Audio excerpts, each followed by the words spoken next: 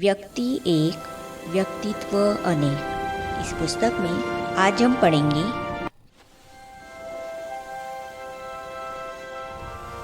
मैंने पहली बार उनको इतना हंसते हुए देखा। इस विषय पर दिल्ली शक्तिनगर के ब्रह्मा कुमार गणेश भाई जी भ्राता जगदीश जी के साथ का अपना अनुभव इस प्रकार सुना रहे हैं। तो चलिए आज हम इसे पढ़ते हैं। भाई साहब बहुत रमणीक भी थे। एक बार मैं उनसे मिलने उनके कमरे में जा रहा था। मेरे जाने से पहले वहाँ एक कुमार भाई बैठा था जिसका नाम भी जगदीश था। भाई साहब ने पहले अपने कानों में स्टेथोस्कोप लगाकर उसको चेक किया, फिर बोले, अभी आप इसको लगाकर मुझे चेक करो कि मेरी धड़कन ठीक है और यह धड़कन में बाबा की याद समाई हुई है। वह भाई थोड़ा संकोच कर रहा था। भाई साहब ने कहा, लगाओ लगाओ। भाई साहब भी हंस रहे थे और वो भाई भी हंस रहा था। फिर उससे पूछ रहे थे कि क्या हर धड़कन बाबा बाबा बोल रही है। इतना हंसते हुए उनको मैंने पहली बार देखा। भाई साहब के योग के बारे में तो क्या कहे, उनका जीवन ही योगी जीवन था। एक बार की बात है, सिंगापुर एक छोटी सी चीज़ भेजनी थी। उसको पैक करके त्यागी जी रजिस्टर पार्सल करने के लिए जीपीओ जा रहे थे। रास्ते में किसी ने उनकी जेब काट ली। पोस्ट ऑफिस जाकर देखा तो वो चीज़ थी ही नहीं। वापस आकर उन्होंने भाई साहब से कहा कि जेब कट गई। भाई साहब ने कहा, ठीक है, चलो कुछ समय योग करेंगे। भाई साहब और त्यागी जी दोनों ने बाबा के कमरे में उस दिन 3 घंटे तक योग किया। इसके 4-5 दिन बाद सिंगापुर से भाई साहब को फ़ोन आया कि आपने जो चीज़ भेजी थी वो पहुंच गई। उससे यहाँ बहुत सेवा हुई। देखिए, चोर ने जेब तो काट ली, लेकिन पता नहीं उसको क्या हुआ। बाद में उसने उस चीज़ को उसी पते पर भेज भी दिया। यह था योग का प्रयोग। इस प्रकार भाई साहब असंभव कार्य को योग बल से संभव बनाते थे। भाई साहब योग को बहुत महत्व देते थे। भाई साहब नियम, मर्यादाएं, धारणाएं और सभ्यता के बारे में शिक्षा देते थे। एक बार सन 1994 की बात है। भाई साहब की लाइब्रेरी की अलमारियां बहुत पुरानी हो गई थी, तो नई अलमारियां बनवाई। उन अलमारियों में भाई साहब की किताबों को सेट करना था। मैं और 2-3 कुमार भाई मिलकर पुरानी अलमारियों से नई अलमारियों में शिफ्ट कर रहे थे। एक पुराना गत्ते का बॉक्स था। उसको उठाकर चलते समय वह फट गया। उसमें से कुछ छोटी छोटी बुकलेट गिर गई। मैंने एक बुकलेट को पढ़ा तो बहुत अच्छा लगा। मैंने साथी भाई को कहा कि यह तो बहुत अच्छा मैटर है। उनमें से 2 हमने ले ली और बाकी को एक थैली में डालकर उस अलमारी में शिफ्ट कर दिया। भाई साहब अंदर बैठे हुए थे। हमें पता ही नहीं पड़ा कि वे कब आए और कब वो दोनों बुकलेट जिनको हमने निकाल कर रखा था उठाकर ले गए। यह देख मेरा चेहरा पीला सा पड़ गया। अभी क्या करें, कैसे भाई साहब के पास जाए। उस रात को मुझे नींद आई ही नहीं। भाई साहब ने मेरे से कुछ कहा भी नहीं था।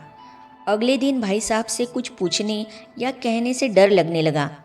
इसीलिए मैंने चक्रधारी दीदी के पास जाकर उनको सब कुछ बता दिया। दीदी ने भी कुछ कहा नहीं।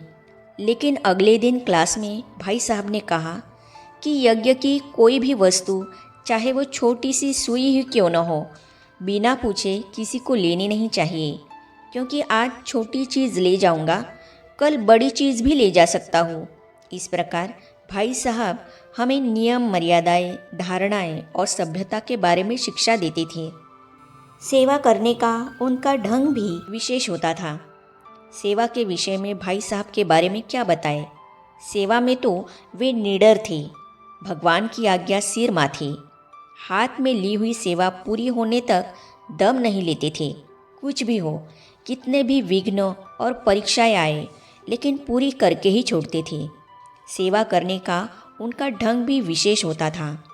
यह सन 1990 की बात है। रशिया से एक ग्रुप आया था। उनको हमने 2 बसों में बिठाया था। 2 पुलिस वाले आकर बस ड्राइवर को बहुत तंग कर रहे थे। मैंने पूछा, क्या बात है? पुलिस वालों ने कहा कि भाई हमें भी कोऑपरेशन करो। मैं उन दिनों ज्ञान में नया नया था। मैंने कहा, अरे यह तो भगवान की सेवा है, हम आपको इस तरह का कोऑपरेशन नहीं कर सकते। भाई साहब खिड़की से यह सब देख रहे थे। उन्होंने मुझे बुलाया और पूछा कि क्या बात है। मैंने कहा कि भाई साहब वो पुलिस वाले ड्राइवर से कोऑपरेशन मांग रहे थे। फिर पूछा, आपने क्या कहा? मैंने कहा, यह भगवान का कार्य है, हम ऐसा कोऑपरेशन नहीं कर सकते।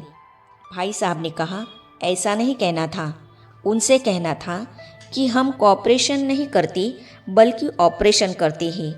यह बात सुनाने के लिए मैं वहाँ गया तो वो पुलिस वाले वहाँ से चले गए थे।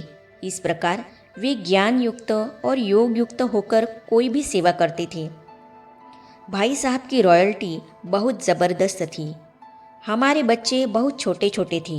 एक बार भाई साहब ने सेंटर के सारे बच्चों का, जो चौथी पाँचवीं कक्षा में पढ़ने वाले थे, एक स्नेह मिलन रखा। उनमें डॉक्टर गुप्ता जी के बच्चे मोहित और मोना भी थे। उस स्नेह मिलन का निमंत्रण पत्र छपवाया और हर बच्चे के नाम सहित निमंत्रण पत्र भी भिजवाया और उन सब के लिए ब्रह्मा भोजन और सौगात भी तैयार करवाई। सुबह के 10 बजे उन सबको बुलाया और उनके साथ चिटचैट की, उनके साथ ब्रह्मा भोजन किया और हर एक को सौगात भी दी। इस प्रकार वे बाबा के हर बच्चे को रिगार्ड देते थे और हर एक का महत्व रखते थे। वे छोटा बड़ा शरीर नहीं देखते थे, वे आत्मा को ही महत्व देते थे। वैज्ञानिक ने भाई साहब से कहा, कल मैंने आपके एंजिल स्वरूप को देखा। भाई साहब की अवस्था बहुत ज़बरदस्त थी। जब वे वैज्ञानिकों के सम्मेलन में भाग लेने मैक्सिको गए थे, तब वहाँ एक वैज्ञानिक ने असंतुष्टता जताई कि भारत का एक लेखक वैज्ञानिकों के सामने क्या बोलेगा, क्योंकि भाई साहब के बायोडेटा में लिखा था कि वे एक लेखक भी है। भाई साहब स्टेज पर जाकर बैठे और अपने विचार सबके सामने रखे। अगले दिन जब भाई साहब नाश्ता कर रहे थे, तब उस वैज्ञानिक ने आकर भाई साहब से कहा, मैं आपके पास बैठ सकता हूँ? भाई साहब ने कहा, बैठिए। बातचीत के दौरान उसने भाई साहब से कहा कि कल मैंने आपका एंजल स्वरूप देखा और आपने मुझे बहुत प्यार किया। इस प्रकार भाई साहब की अव्यक्त स्थिति, योग युक्त अवस्था और उनके आसपास के वाइब्रेशंस बहुत शक्तिशाली होते थे। मैं तो यह कहता हूँ कि बाबा मम्मा को पूर्ण रूप से फॉलो करने वालों में जगदीश भाई साहब नंबर 1 थे। अगर हम उनको 10% भी फॉलो करेंगे तो भी हमारा पुरुषार्थ तीव्र हो जाएगा। आगे हम पढ़ेंगे, भाई साहब ने कहा, डिब्बा लेडीज़ का है लेकिन ट्रेन तो मेल है ना। इस विषय पर भारतीय सेना से निवृत्त कटक के ब्रह्मा कुमार योद्धा सिंह जी जगदीश भाई साहब के साथ के अपने अनुभव इस प्रकार व्यक्त कर रहे हैं। तो इन अनुभवों को हम पढ़ेंगे अगली कड़ी में। तो ये जानने और पढ़ने के लिए इस चैनल को सब्सक्राइब करने के साथ ही साइड में जो बेल आइकॉन है उसे भी क्लिक कीजिए, ताकि आने वाली सभी वीडियो और अब तक की सारी वीडियो आप तक पहुंचती रहेगी। ओम शांति।